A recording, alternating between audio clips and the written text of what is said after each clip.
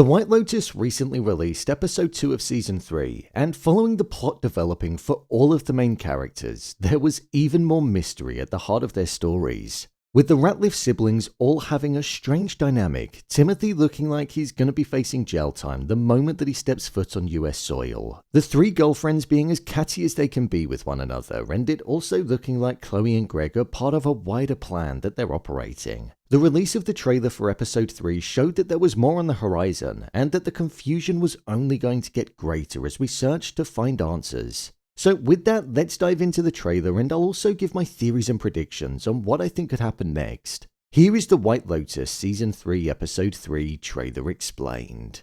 Just to let you know, this video will contain spoilers.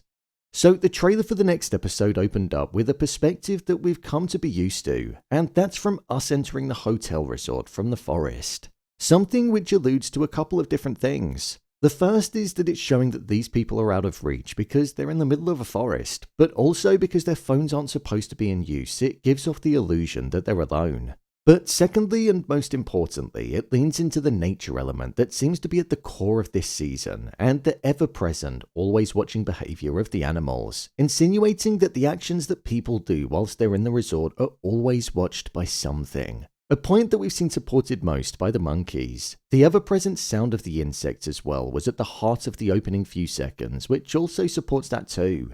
The first scene that we saw taking place was between Rick, Kun Stritala, and Fabian. Rick said, "I'm in the entertainment business. I'm here working on a project actually. You used to be an actress. So sexy." As he was saying this, Chelsea was looking confused as to what he was doing. This was something that he felt like he was doing to feed Stritala's ego, but as well as that, there was a moment which cut to Fabian as he was looking intensely. In the previous episode, we heard that Fabian wanted to perform at the hotel and was questioning if he ever would. But with Rick saying that he worked in the entertainment industry, I wonder if Fabian is almost going to latch onto him a little bit more, and there might be an element of his story that gets in the way of Rick's. We know that Rick is after Stritala's husband, Jim Hollinger, and he heard that he was staying in Bangkok. So with Rick most likely lying about working in that industry, he might be doing it to see if he can get the specific location of Hollinger from Kun Stritala, so he's not looking for a needle in a haystack when he goes to the city. Following this, we saw the Ratliff's arc pick back up, and Timothy received a phone call from Terry, who worked in his office. With Timothy rushing away to answer his phone, there was a look that Victoria left us with. It was one of suspicion. So I wonder if she's going to start to cotton onto the fact that Timothy isn't being 100% truthful about everything being okay.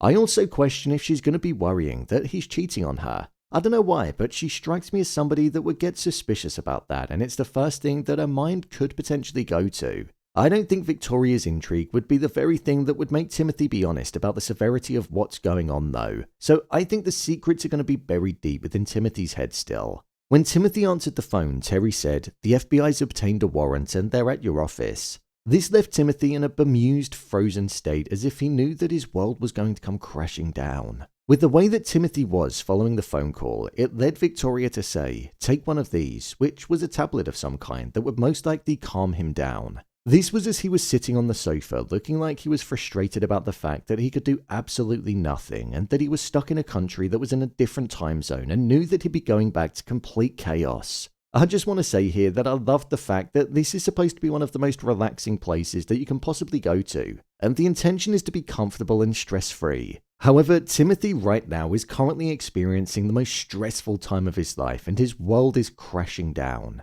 When Victoria handed Timothy the tablet, she mentioned how they weren't addictive, but as we know, Timothy is a man that doesn't take any kind of supplements or medication if he doesn't need it. So I wonder if this calming medication will do something to his brain that will make him act in the complete opposite way to usual. The way that there was this shot of him in the shower towards the end of the trailer, I feel it showed that his mind is going to enter an even worse state as he tries to battle the severity of the situation and the secret that's now at the heart of his family. The family that his actions were about to destroy.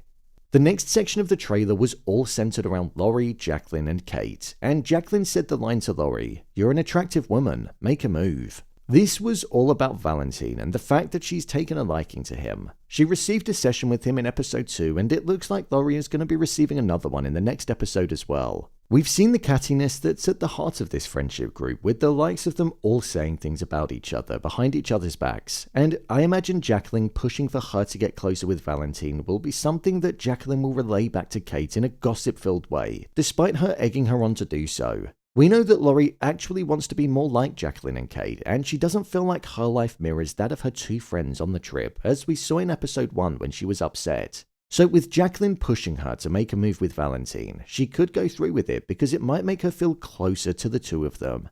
But if Valentin rejects her, then I feel it could make Laurie feel like that inferior one even more and cause her to spiral. I actually think that might happen.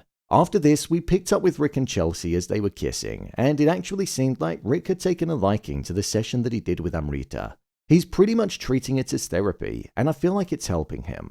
Rick said, "I've made a lot of mistakes, I've done a lot of bad things, and I can't get my life back." Him openly saying that ties into the state of mind that we've seen him in throughout the season so far. He's been reserved, quiet, and hasn't seemed like he truly wanted to be there. And in hearing him actually vocalize that, it confirms that's the case. Alongside this, there was a shot of him in the town whilst holding a snake, which is one of the most random things that we've seen. I think Rick is probably in this state of mind for a couple of different reasons. We don't know what his interest in Hollinger is, but I feel like there are a couple of different reasons as to why that could be. In the most recent episode, we found out that Jim never met his father because he was apparently murdered.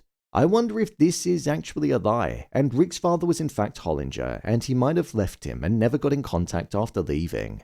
This could be why he's got such an interest in finding him, because he wants to confront him about why he left. Or I saw a theory that was centered around Hollinger potentially being the person that killed Rick's father, and he's gone there to get revenge for what he did. That would be a cool twist, but I do think that one's a little bit more far-fetched. I've also seen a theory that mentioned that Rick could be a hitman. I did question it to start with, but in hearing him saying that he's made mistakes in his life and that he can't get his life back, they do often say that killing changes a person, so I wonder if he is a hitman, and that could be why he said that to Amrita.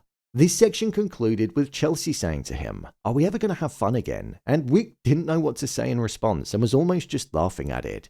It did actually look like there was a scene where Rick had his hands in the air, so I wonder if he's going to be confronted by the authorities or end up being held at gunpoint. Then, amongst the quick succession of shots which had a focus on Kate, who is the one friend that we haven't seen anybody gossiping about, but I do think will be on the receiving end of some harsh words when Laurie and Jacqueline go to their session with Valentin. I think we could potentially see in the next episode that maybe Kate is the friend out of the three that has ulterior motives whilst on the trip.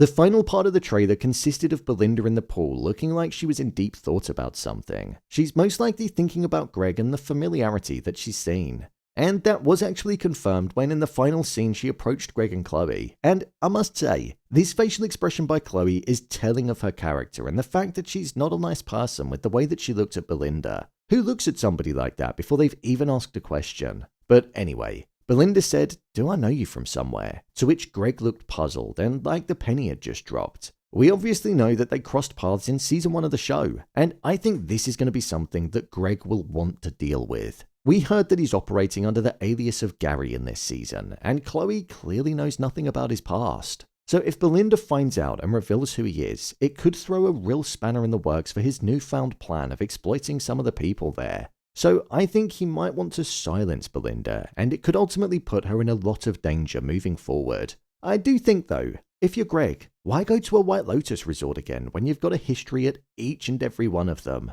Surely you'd go to a different chain of hotels by now. As you can see, there are several different directions that this next episode could go in, but based on the trailer, this is what I think could happen. So, there you have it, The White Lotus Season 3 Episode 3 Trailer Explained. If you want to see more videos on The White Lotus, then click on the card in the top corner, and don't forget to subscribe so you don't miss a video. What do you think will happen next? Share your thoughts in the comments. As always, thanks for tuning into the video, and I'll see you in the next one.